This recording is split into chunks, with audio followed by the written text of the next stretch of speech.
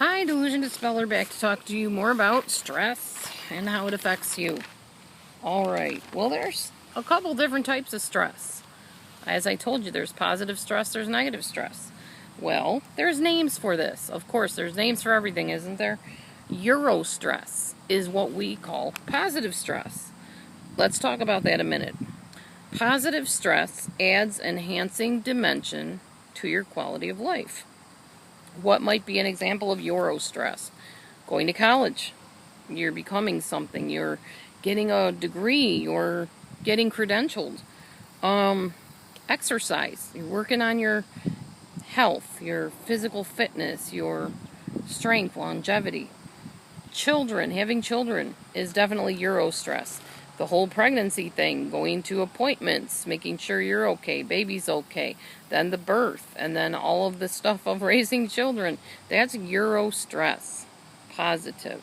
Then the opposite of that is distress, harmful, unpleasant stress that diminishes your quality of life. Disease is one of those. You're fighting cancer, you're fighting lupus, MS, whatever. You have a cold, the flu. Some type of terrible thing happened to you. That's distress. Illness of any kind. Losing your job would be distress. Being abused by a narcissist, that would be distress. To be a stressor, this is important. Something must register in the cerebral cortex part of the brain. The main thinker, I guess you could call that, the brain's motor. It's got to register there in order for it to be perceived as stress.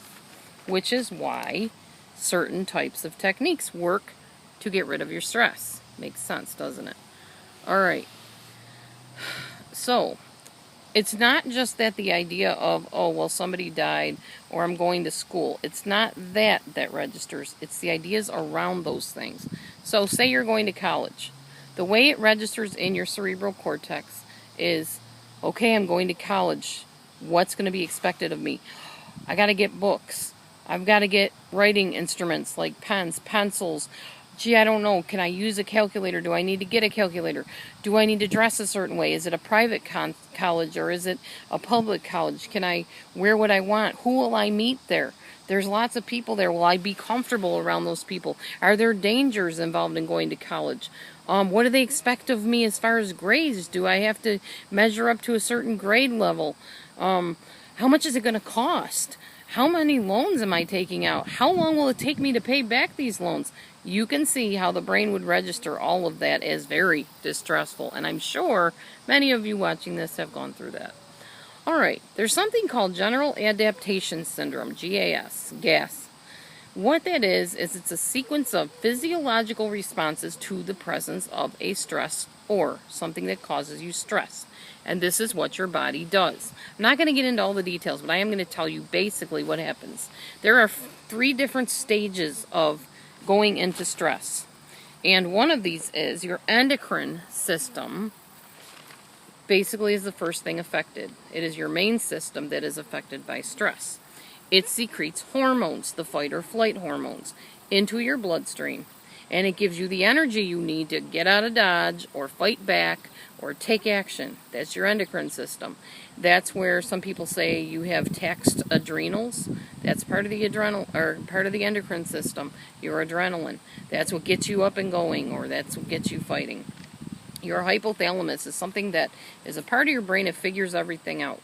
It is a connection between your cerebral cortex and your pituitary gland, and it is a bridge from the brain to the endocrine system. So you have lots of hormones at work when you're under stress, which is why you need to take it easy and not get stressed, because hormones throw your system into all kinds of craziness.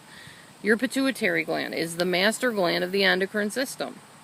So you're talking about a little tiny gland in your brain, I believe it is, your pituitary, yes. And it produces a wide variety of hormones all sent throughout the body, surging through your body during stress, causing all kinds of issues like cortisol levels rising, which means you hold on to weight, because in like the caveman days, they were told, if you don't do this to escape this bear or this tiger or whatever, you're going to die. So it would put on body fat so that they were strong enough. They had enough sugar for their body to burn through the fat, and they were able to have energy to get away from that wild animal. Alright, hope I explained that pretty well. Okay, there's something called ACTH. That stands for adrenocorticotropic hormone. It's produced by the little gland in your brain called the pituitary gland, and it is transmitted to your adrenal glands, to the cortex of it. I guess the cortex is kind of like maybe the base or the central part of them, but the main part of the adrenal glands.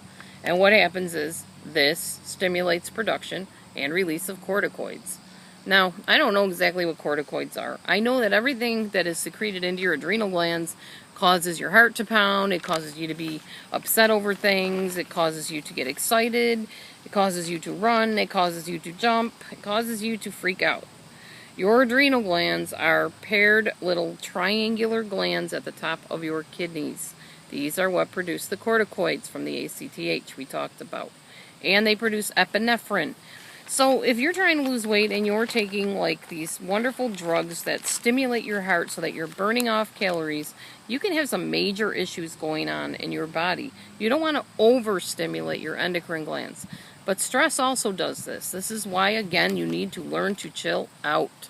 If you are having problems, go see somebody, talk to a therapist, get some help. Oh, wow, I just noticed I have some Desitin on my chin. I had to put it on my dog because she has hot spots and she will not leave them alone. So I couldn't put anything else on her, and the zinc in the Desitin, I'm hoping that will heal her because I don't know what else to do for her. Alright, corticoids, like cortisol, I believe is a corticoid, is responsible for fat metabolism, protein digestion, and glucose. So what do you suppose that affects? Your weight, your diabetes, whatever you're dealing with your blood and your sugars and your fat levels. There you go. When you're stressed out, you gain weight or you hold on to weight. That's not good if you're trying to lose it. On the next video, I'm going to talk more about the endocrine system. So I think it's important to know what's going on in your body and know why you need to chill out. Everybody can tell you, it's not that bad, just relax. But you really need to know that when you don't relax, you're killing yourself slowly, but you're destroying your endocrine system. You are taxing your adrenals. You are wearing yourself out. If you're with a narcissist and you continue to stay with them, do not be surprised that you start getting ill, because that is exactly what's going to happen. You're taxing your adrenals. You are wearing your body out by staying with an abuser. Might want to think about that as I continue telling you about our wonderful endocrine system. So let's talk about stress, and I'll be right back.